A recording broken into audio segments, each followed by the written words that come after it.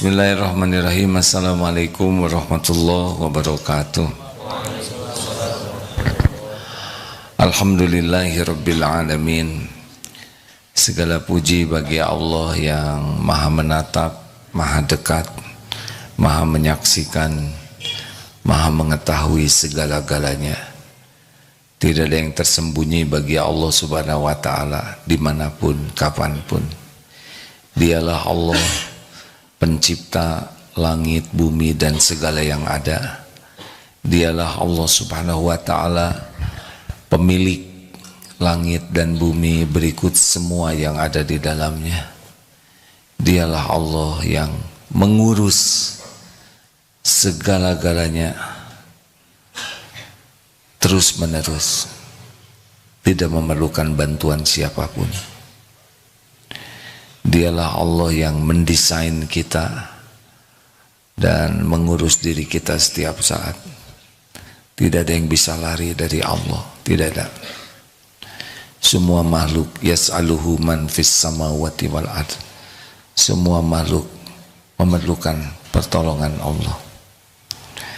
Berbahagialah bagi yang diberikan nikmat yakin kepada Allah, karena surga dunia ada pada keyakinan dan ketaatan. Tidak ada bahagia tanpa keimanan dan amal soleh. Allahumma salli ala sayyidina Muhammadin wa ala alihi wa ashabihi ajma'in. Allahumma hdina li ahsanil akhlaq. Ya Allah, tunjukkan kepada kami akhlak yang baik. La yahdina li ahsaniha illa anta. Tiada yang dapat menunjuki kami kepada kemuliaan akhlak selain Allah. Hadirin sekalian, hidup di dunia hanya sekali, sebentar, belum tentu panjang umur. Tidak ada jaminan umur kita panjang. Meninggal tidak harus tua. Kapanpun bila sudah waktunya tiba, pasti kita meninggal. Allah merahasiakan ajal kita agar kita selalu siap setiap saat. Orang yang paling cerdas di antara kita adalah aktsaruhum lil maut dzikra. Orang yang paling banyak mengingat kematian. Hidup di dunia hanya sekali dan sebentar. Allah menciptakan kita agar kita bahagia. Bahagia ada di 3 tempat di dunia, namanya hayatan thayyibah. Di kubur, di alam barzah. Kita harus bahagia.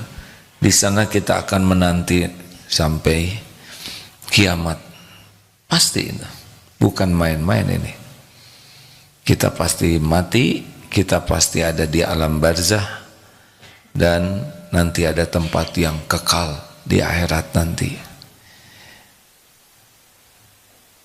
Hidup di dunia bahagia syaratnya 2, iman dan amal soleh. Tidak ada bahagia yang asli tanpa keimanan, dan tidak ada bahagia dalam dosa, dalam maksiat, dalam perbuatan buruk, tidak ada. Tapi Allah menciptakan nafsu. Nafsu itu selalu mengajak kepada bisu'i, kepada keburukan. Jadi memang begitu. Tidak serta-merta langsung jadi soleh kita ini. Kita diberikan nafsu, yang nafsu ini kecenderungannya adalah berbuat buruk. Ujiannya di sini. Allah yang menciptakan. Juga Allah menciptakan setan. Inna syaitana lakum aduun fattakhiduhu aduwa. Sesungguhnya setan itu musuhmu. Setan ini tidak kelihatan oleh kita, tapi setan bisa melihat kita. Setan tidak punya pekerjaan lain selain menipu, membisiki kita untuk berbuat buruk. Kendaraan setan adalah nafsu. nafsu sudah ngajak, tidak mau diajak baik, kecuali nafsu yang dirahmati Allah, kemudian dibisiki setan. Setan tidak bisa memaksa, tapi setan menipu dengan menampakkan bagus sesuatu yang jelek, menampakkan indah sesuatu yang buruk, menampakkan menguntungkan sesuatu yang merugikan, menampakkan hal-hal yang disukai nafsu sebagai keberuntungan, tapi hanya tipu daya. Sebagaimana Nabi Adam, nenek moyang kita, kakek moyang, ditipu oleh iblis. Begitulah. Tetapi ada Allah, jangan lupa. Kalau kita tidak bisa melihat setan, setan itu makhluk ciptaan Allah, makhluk dalam genggaman Allah. Dan setan tidak berdaya kepada orang yang punya dua kunci ini. Satu, orang yang ikhlas, dan yang kedua mukhlasin ya. Dan yang kedua adalah orang yang tawakal. Dulu pernah kita bahas ya. Orang yang tidak bisa digoda setan, tidak mempan. Nah, rekan-rekan sekalian,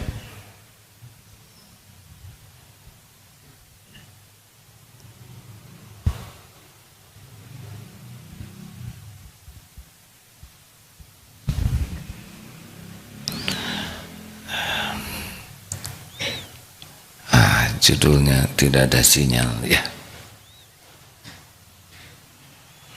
Baik, karena kita tidak tahu kapan akan meninggal, kita harus siap. Setiap waktu kita harus siap. Jadi rumusnya sederhana. Hidup di dunia bahagia dengan amal soleh, meninggal husnul khotimah ketika beramal soleh, betul? Di kubur kita bisa menikmati dengan bekal amal soleh, masuk surga dengan rahmat Allah. Tidak ada orang masuk surga karena amalnya, orang masuk surga karena rahmat Allah, hadiah bagi yang beramal soleh. Syarat amal soleh ada berapa? Dua saja. Satu, niatnya ikhlas. Yang kedua, caranya ittiba kepada Rasul. Artinya caranya benar. Jadi tidak ribet hidup ini. Tidak ribet ya. Nah, banyaknya orang ribet. Kenapa? Karena tidak ikhlas dan tidak serius kepada yang disukai Allah. Gimana tentang dunia ini? Dunia ini sepenuhnya milik Allah. Rezeki sepenuhnya milik Allah. Hanya Allah pemilik dunia berikut isinya. Hanya Allah yang mengatur rezeki. Tidak ada datang secuil pun karunia kecuali Allah yang memberi. Wa ma bikum min ni'matin faminallah. Jadi jangan risaukan apa yang sudah jadi janji dan jaminan Allah, tapi risaukanlah kalau kita tidak termasuk orang yang layak dijamin oleh Allah. Jelas tidak hadirin? Coba dipetakan ya, seperti masalah ini kan. Saya tidak nyebut ini wajah-wajah bermasalah ya, tapi ini wajah yang mengandung bukan mengandung masalah. Hidup kita ini pasti diuji terus. Ini hidup ini ujian. Hidup ini ujian sepenuhnya. Tapi semua masalah kita itu sepenuhnya ada dalam pengetahuan Allah. Tidak ada satupun masalah yang kita jalanin yang Allah tidak tahu.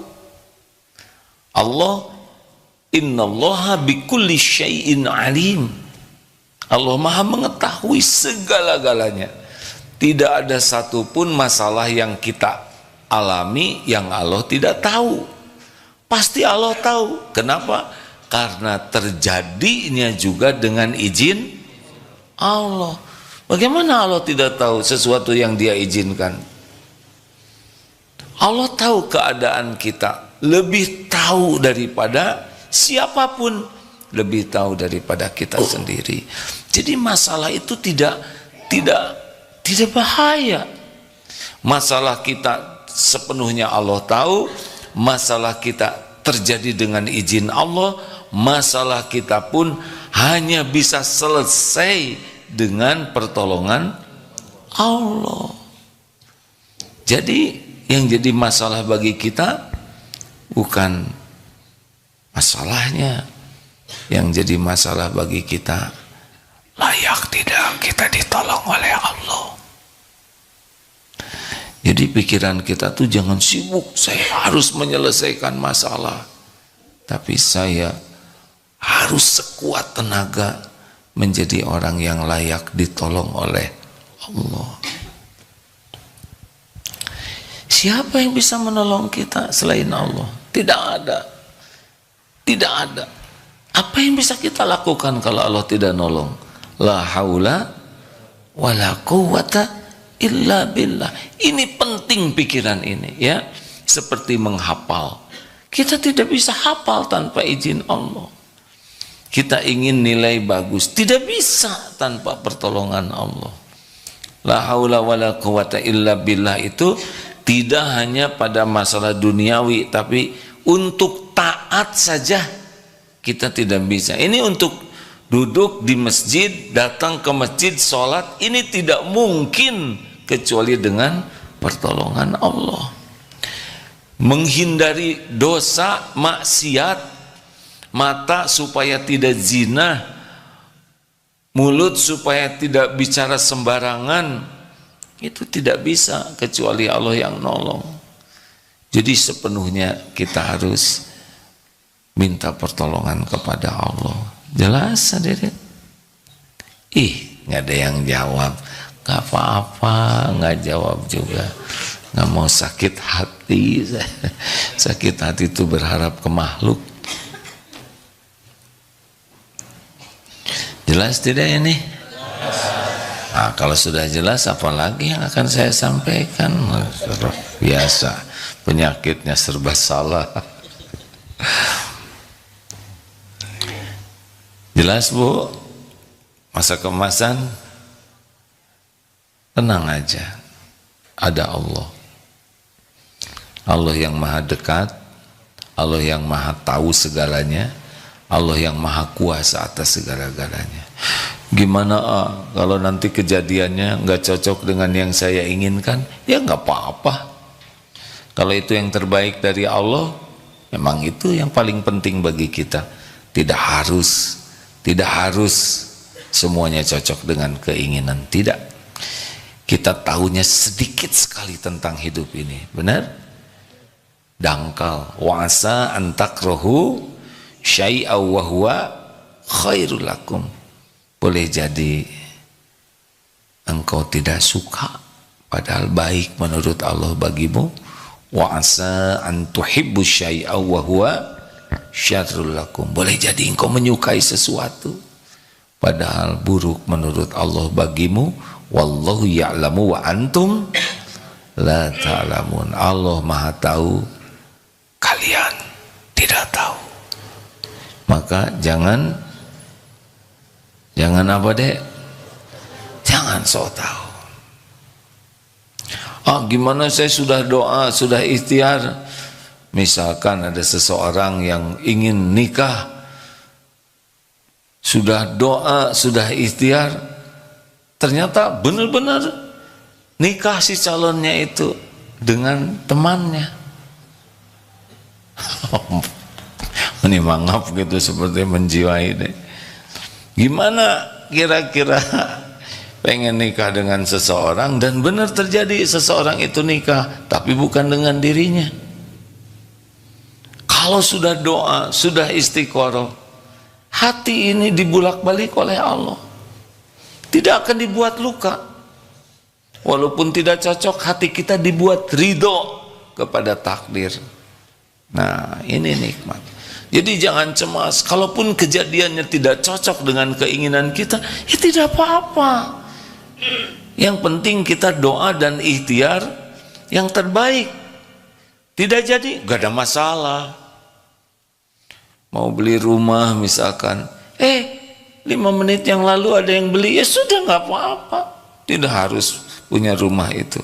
Mau masuk kampus keinginan kita, ternyata waktu ujian kita mules, ya nggak masalah.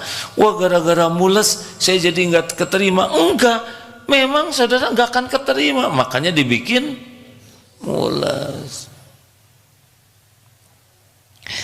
Kalau kita paham tentang bagaimana hidup ini, jadi nggak stres. Nah, apa yang harus kita lakukan?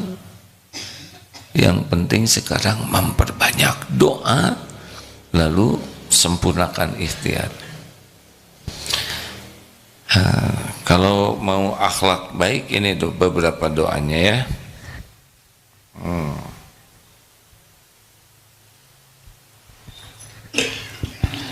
Mau yang pendek doanya atau yang panjang? Ya, kita selalu ingin yang simple ya. Hadits riwayat Ahmad, ini doa simple. Allahumma ahsanta khalqi fa ahsin khuluqi. Ya Allah, sebagaimana Engkau telah memperbagus penciptaan diriku, maka baguskanlah akhlakku.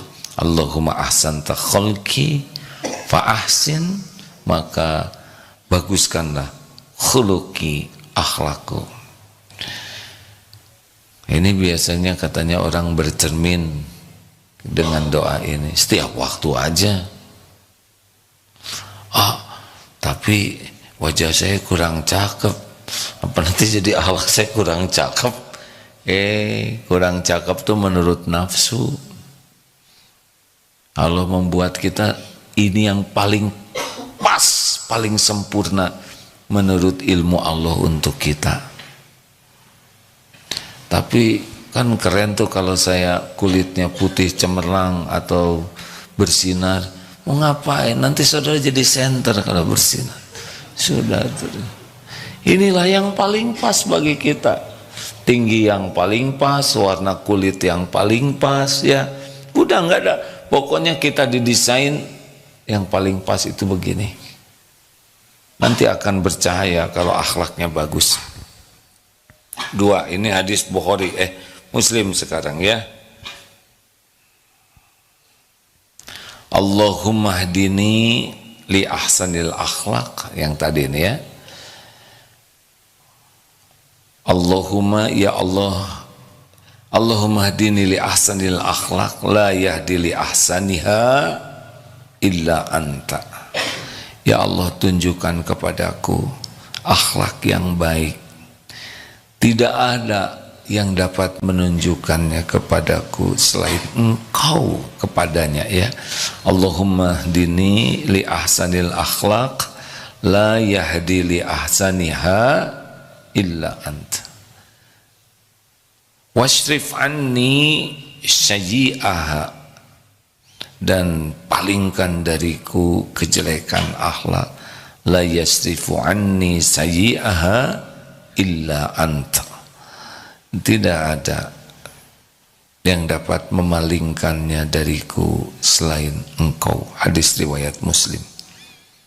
Coba udah apa belum? Allahumma hdini li ahsanil akhlaq la yahdi li ahsaniha illa anta.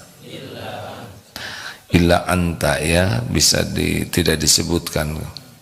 Illa anta wasrif anni syayyi'aha la yasrifu anni sayyi'aha illa anta. Ya Allah, tunjukkan kepadaku akhlak yang baik. Allahumma dini li ahsanil akhlak, la yahdi li ahsaniha. Tidak ada yang dapat menunjukkan kepadanya, kepada akhlak yang baik, illa, kecuali anta, engkau.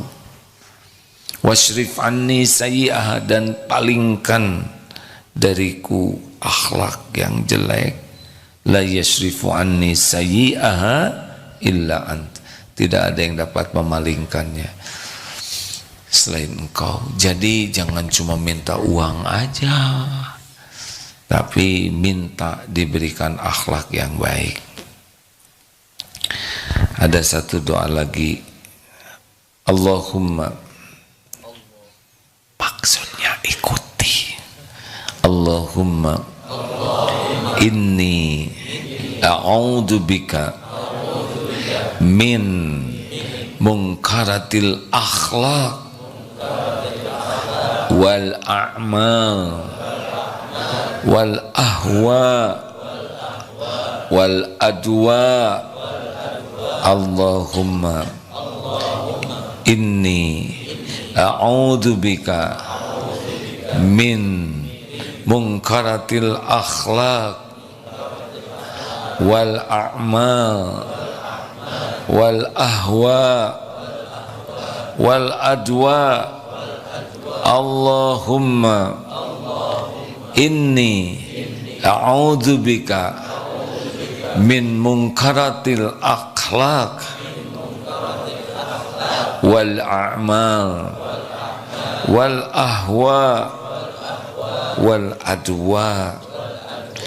Alhamdulillah, ya Allah, sesungguhnya aku berlindung kepadamu. Allahumma inni a'udzubika, pakai sesungguhnya, berlindung kepadamu, min munkaratil akhlak, dari kemungkaran akhlak, amal, ahwa itu hawa nafsu, dan adwa itu penyakit. Hadis riwayat Imam Tirmizi sahih. Amalkan ini ya. Ya, jadi selain doa-doa minta yang kita sukai, minta yang Allah sukai. Demikian, harus minta. Kemudian ikhtiar. Ikhtiarnya bagaimana? Nah, diusahakan. Rasulullah bersabda seperti begini dalam hadis riwayat Bukhari, wa may yatasabbar, barang siapa yang berusaha sabar, yusabbirhu lahu, maka Allah akan menjadikannya bersabar. Jadi sabar itu kita minta dan kita berusaha, bermujahadah, menahan diri, nanti Allah lah yang membuat kita sabar. Bisa dipahami ini? Jadi tidak cukup hanya doa, wa may yatasabbar, barang siapa wa may yatasabbar yusabbirhu lahu, maka Allah akan memberikan kesabaran, menjadikannya sabar. Wa ma utiya ahadun ata'an khairun wa awsa'a minas sabri, dan tidaklah seseorang diberikan anugerah yang lebih baik, khairan wa awsa'a minas sabri, yang lebih baik dan lebih luas dari kesabaran. Hadis riwayat Bukhari. Jadi harus digabungkan antara kekuatan kesungguhan berdoa dengan mujahadah untuk sabar. Makanya kalau ada yang menyakiti, menghina, ini cara Allah meningkatkan kesabaran kita. Kalau tidak ada yang bikin sakit hati kita, kita seperti tidak dikasih soal, tidak usah marah kepada yang menjengkelkan, karena setiap kejadian adalah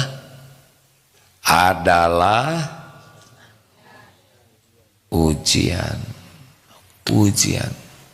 Jadi kalau ada teman yang menjengkelkan, itu ladang, itu karunia dari Allah untuk meningkatkan kesabaran kita.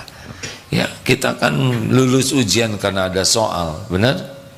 Kalau tidak ada soalnya, ya kita tidak bisa berlatih, tidak bisa lulus. Terima kasih. Sekarang Kamis sudah tersambung. Sudah tersambung kepada beliau? Sudah. Alhamdulillah. Coba Ustadz tolong dibacakan surat apa aja maunya? Sebentar ya.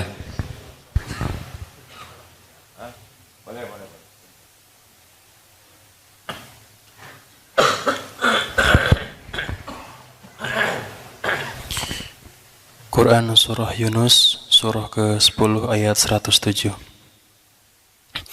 A'udzu billahi minasy syaithanir rajim. Bismillahirrahmanirrahim. Wa in yamsaska Allahu bidurrin fala kashifa lahu illa hu wa in yuridka bi khairin fala radda li fadlihi yusibu bihi man yasha'u min ibadihi wa huwal ghafurur rahim. Jika Allah menimpakan suatu mudarat kepadamu, tidak ada yang dapat menghilangkannya kecuali Dia. Dan jika Dia menghendaki kebaikan bagimu, tidak ada yang dapat menolak karunia-Nya. Dia memberikan kebaikan itu kepada siapa yang Dia kehendaki di antara hamba-hambanya.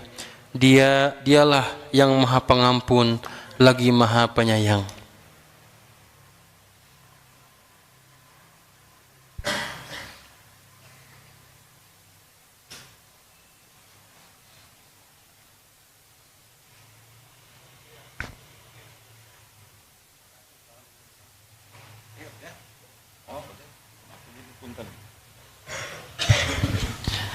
Ada santri yang mau nikah,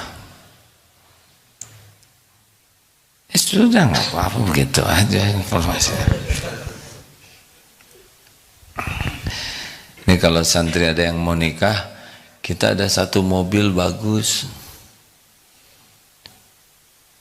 ya untuk dilihat aja. Tapi kalau mau nikah, mau pinjam silahkan ya. Ya sekali-kalinya ya mungkin ya pinjam, nggak ada masalah, gratis. Bagi yang mau nikah pakai mobil bagus, ada bagus tuh relatif ya. Kata yang mobilnya sangat jelek, lihat yang ini jadi bagus. Tapi yang mobilnya sangat bagus, yang ini jadi jelek. Tapi kalau syukur selalu bagus. Baik, terima kasih. Kita buka pertanyaan sekarang. Bagi yang akan bertanya, silakan. Seperti begini. Ayo. Malu-malu. Udah Nil, silakan. Ya. Silakan, boleh maju sedikit? Maaf. Di medsos boleh disiapkan beberapa pertanyaan. Ya, jarang-jarang kita bisa diskusi. Bismillah. Assalamualaikum warahmatullahi wabarakatuh. Waalaikumsalam warahmatullahi wabarakatuh. Ya, punten saya Saifullah Bonto, mahasiswa ilmu politik. Mahasiswa ilmu politik. Ya. Barangkali ini ada kaitannya dengan perpolitikan Indonesia sekarang. Karena sekarang kita membahas terkait tentang akhlak. Ya. Menurut AA, akhlak seperti apa yang harus dicontohkan para calon-calon pemimpin kita demi menjaga persatuan dan kesatuan bangsa Indonesia ke depannya? Wah, barangkali seperti itu, berat. Terima kasih. Baiklah. Kita harus sesuai dengan UUD 45.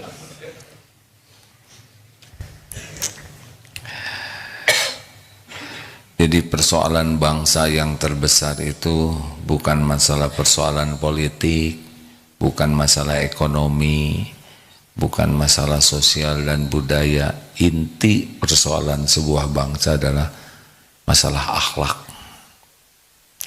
Kalau akhlaknya kurang baik, maka berpolitik juga kurang baik.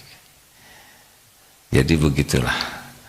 Kalau akhlak sudah tidak baik, berbisnis juga tipu menipu.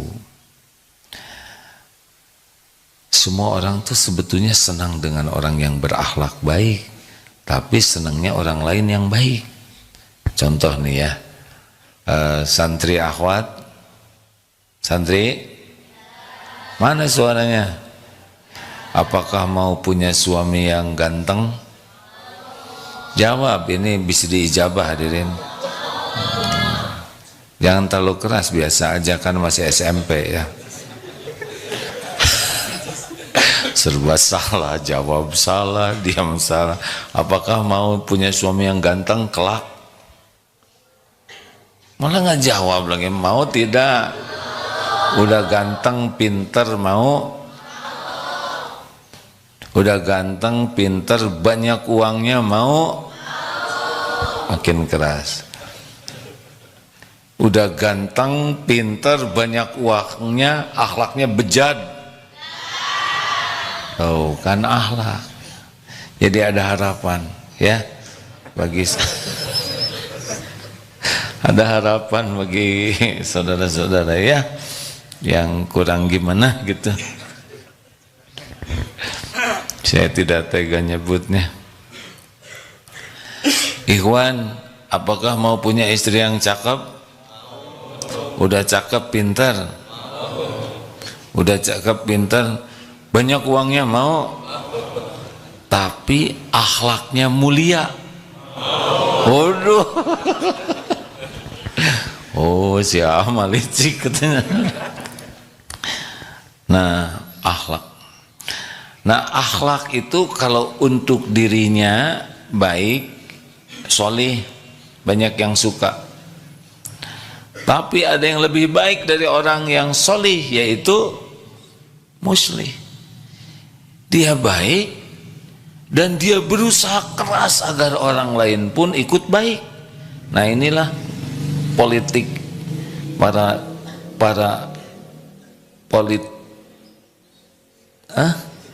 ini nggak boleh dipisah. Politikus seharusnya beliau punya diri yang baik dan sangat bersemangat ngajak orang baik. Kalau hanya diri baik, ya punten ya, sebelum diangkat jadi Nabi, Rasulullah SAW track recordnya baik, sangat baik ya, semua suka. Tapi ketika diangkat menjadi Rasul, nah beliau kenapa dimusuhin? Karena ngajak orang lain jadi baik, ngajak bertauhid. Apa pilar utama orang jadi berbuat baik dari segi amal soleh ya? Adalah sidik, jujur, terpercaya. Karena alaikum bisidqi fa inna sidqa yahdi ilal birri. Jadi hendaklah kalian jadi orang jujur. Dari jujur mengantarkan kepada kebaikan. Kebaikan, dari kebaikan yahdi ilal jannah. Ini penting sekali. Kalau orangnya sudah tidak jujur, yahdi ilal fujur, mengantarkan kepada kejahatan, keburukan-keburukan. Jadi pemimpin di Indonesia itu harus komitmen jadi orang benar, jadi orang yang jujur, terpercaya.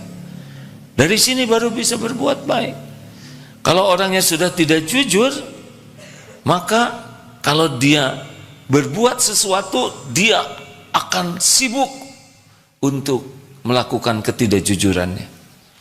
Kalau punya jabatan, nanti dia waktunya digunakan untuk berbuat tidak jujur, dan sisa waktu lainnya digunakan untuk menutupi ketidakjujurannya.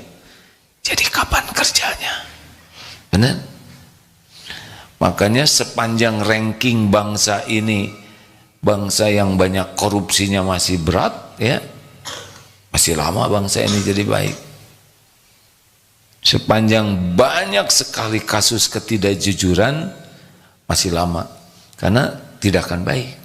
Orang yang tidak jujur itu tidak bisa berbuat baik. Kalaupun berbuat baik, acting.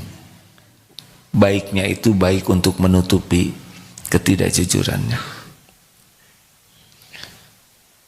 Gitu. Satu aja udah berat, ya kan?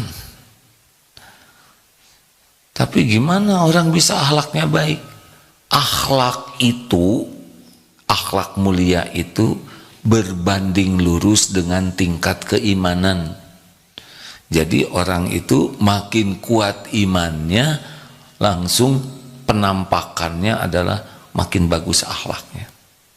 Dia tidak akan bohong, dia tidak nyakitin orang, dia tidak akan licik, karena dia tahu ada Allah yang melihat dirinya, yang menguasai segalanya.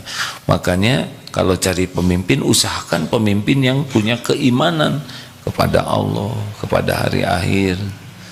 Kalau pemimpinnya nggak kuat imannya atau lemah iman, dia nggak takut ke Allah, ya. Lalu kuat iman datang dari mana? Ini pemimpin berakhlak, datang dari keimanan. Kuat iman datang dari mana? Dari paham agama yang diamalkan. Kalau enggak paham agama, tidak bisa, karena pupuk iman adalah ilmu.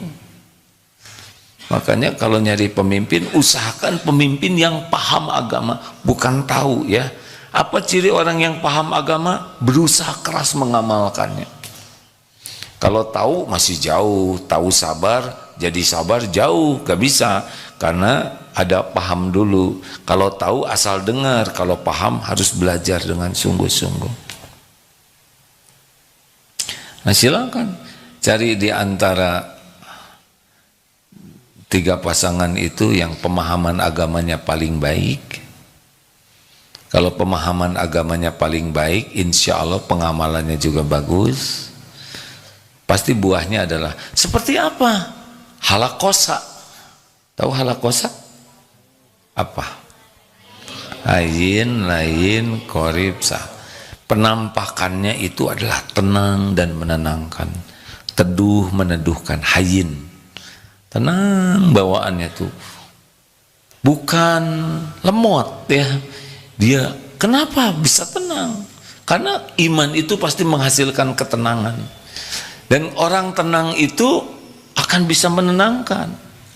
Raut mukanya, tutur katanya, pemilihan nadanya juga itu, aura ketenangan itu akan keluar. Tenang itu dari mantap, ya. Orang kalau mantap itu tenang. Bukan tidak punya ketegasan, tetapi fondasinya tenang. Kenapa tenang? Ala bizikrillah tatma'innul qulub. Camkan, hanya dengan mengingat Allah hatimu akan tentram. Jadi orang beriman tuh banyak ingat Allah, selalu kembali ke Allah, yakin kepada Allah, itu hasilnya tenang. Beda auranya tuh. Ada tenang casing, yang tenang ditenangkan. Apa bedanya? Nanti kalau ada sesuatu meledak tuh. Tenang yang ditahan dengan tenang asli beda, ya. Yang tenang asli itu dalam segala kondisi bisa menghandle dirinya, tapi tenang-tenang yang dibuat-buat, ya, nanti meledak sendiri karena bukan asli. Yang kedua, lain, sangat sopan dan merata sopannya tuh, sudah mendarah daging. Lahir dari mana? Dari kasih sayang. Jadi pemimpin yang baik tuh yang punya kasih sayang, tidak penuh kebencian, kedendaman, sakit hati. Nah, sayang itu akan menghasilkan kesopanan. 3, qorib. Qorib ini dekat. Datangnya dari mana? Dari tawadu, humble. Tidak merasa diri lebih dari yang lain, tidak meremehkan yang lain. Orang-orang yang berakhlak baik, humble, tawadu. Cirinya apa? Akrab, hangat. Kalau ketemu tuh hangat. Kalau ketemu menyenangkan, kalau nggak ketemu ngangenin, dirindukan. Rasulullah begitu. Dan yang keempat, sahal, mudah, nggak ribet hidupnya tuh. Kenapa bisa sahal? Karena dia bisa mengendalikan nafsunya. Yang membuat ribet itu adalah nafsu. Begitu. Ada nggak di kampus pelajaran itu? Nggak ada. Ajarin aja. Polatak politik. Ini kita aja ya deh. Semua politikus ujungnya meninggal. Ini rahasia umum. Mati.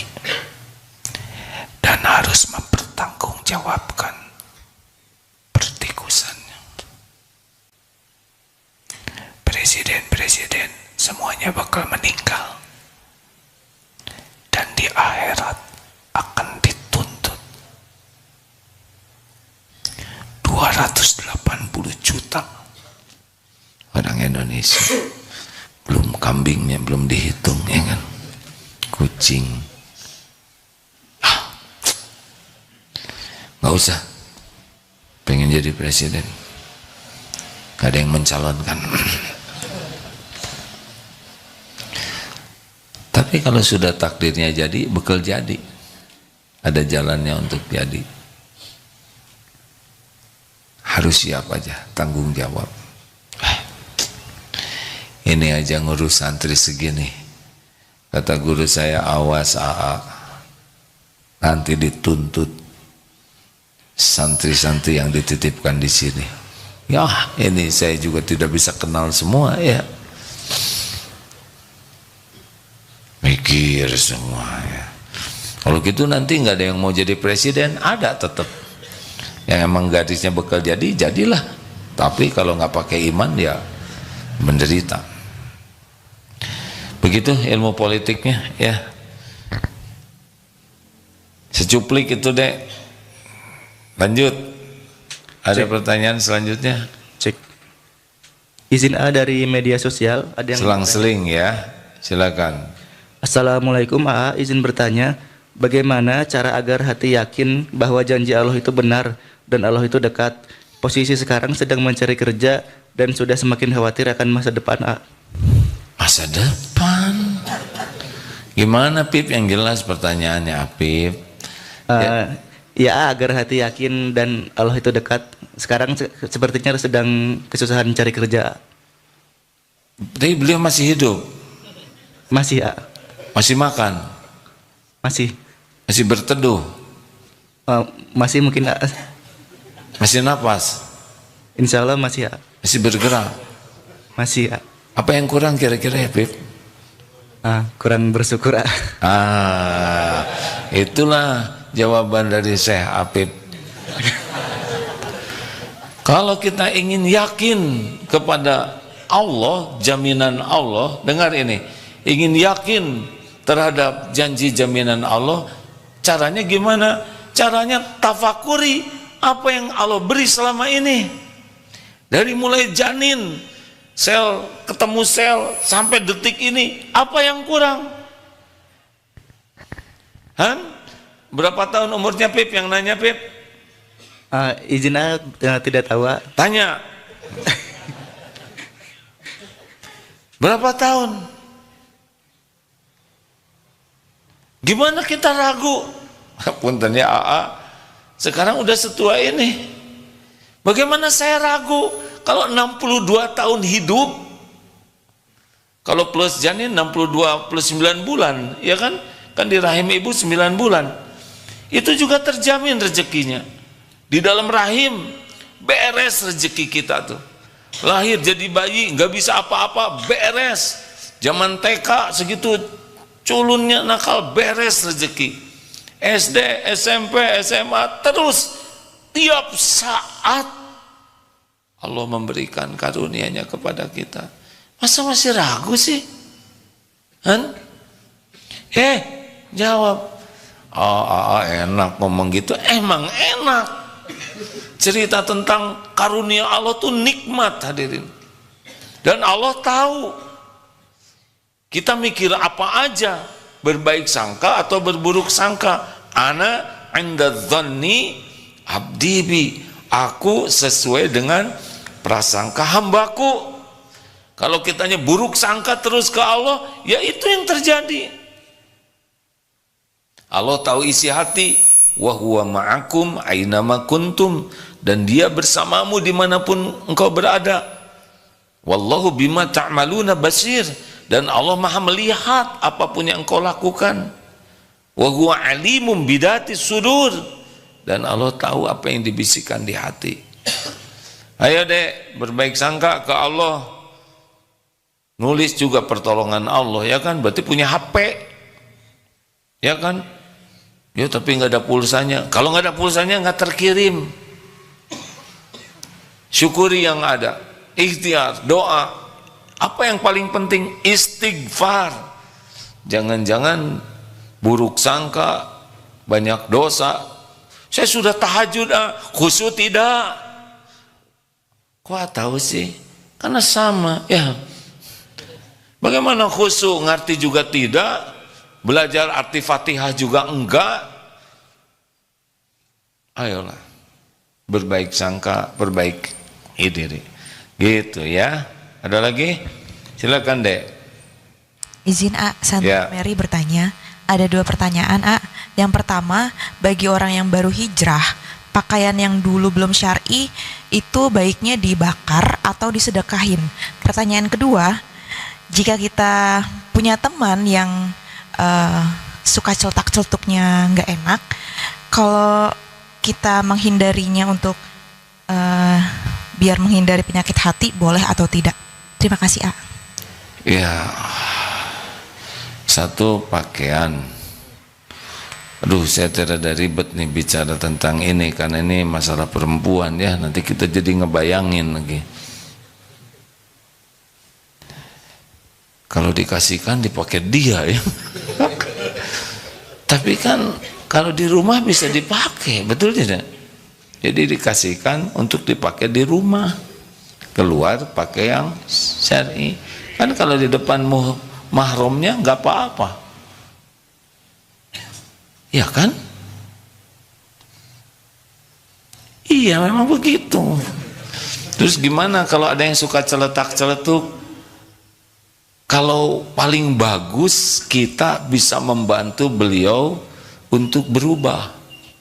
Jadi tidak celetak-celetuk kecuali zikrullah. Tapi kalau kita sudah menyampaikan beliau tetap dan kita dekat dengannya, kita jadi kotor hati, ya jaga jarak, tidak apa-apa. Bukan untuk memutuskan persahabatan, tapi ya mau apa, kita jadi ikut rusak, benar? Menolak begini ya, menghindarkan kemudaratan lebih diutamakan daripada yang mendatangkan kemaslahatan.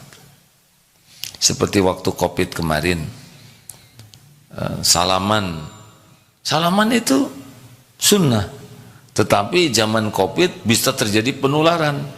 Nah, kita tidak salaman itu menghindari kemudaratan, itu lebih baik daripada salaman tapi bisa menimbulkan kemudaratan pada waktu itu, ya. Jelas deh? Ya. Aslinya ya, ini aslinya. Aslinya setiap kali kita ketemu orang tuh peluang jadi dosa. Setiap ngobrol itu peluang jadi dosa. Benar. Mata akan menilai, mata akan berpeluang kita kotor hati dari mata, pikiran, pendengaran kita, ya, mulut, bicara itu susah, bicara baik itu tidak mudah. Kalau asal ngobrol ada ujub, ada riya, ada ditambah-tambah, ada bohong, ada menghina, ada gibah, ada fitnah. Sekali ngobrol itu banyak peluang tergelincir hati, tergelincir kata-kata, tidak mudah. Makanya tidak harus kita gaul dengan semua orang. Bergaul dengan penjual minyak wangi akan ya ikut harum karena dia coba tes ini. Bergaul dengan pandai besi ikut bau bakaran dan terperciki api. Itu isyarat dari Rasulullah SAW. Kalau boleh pilih teman yang standar akhlaknya lebih tinggi dari kita, sehingga kita terupgrade. Tapi kalau gaul dengan yang maaf ya akhlaknya masih sedang berproses untuk baik, kita bisa merasa soleh tuh. Ya, ada orang sholatnya hanya 3 kali karena subuh kesiangan, isya ketiduran. Tapi gaul dengan yang jarang sholat, tetap jadi ustadz beliau, ya nggak? Padahal beliau juga minus ya. Iqra paling tinggi teh Iqra jilid berapa? 6. Gaul dengan buta huruf Al-Quran, udah keren itu, kiai itu hadir. Begitulah kalau kita bukan tidak boleh gaul ya dengan saudara-saudara kita yang masih berproses, tetapi intensnya gaul itu akan mempengaruhi agama kita. Begitu, terima kasih sahabat-sahabatku yang baik, Masya Allah.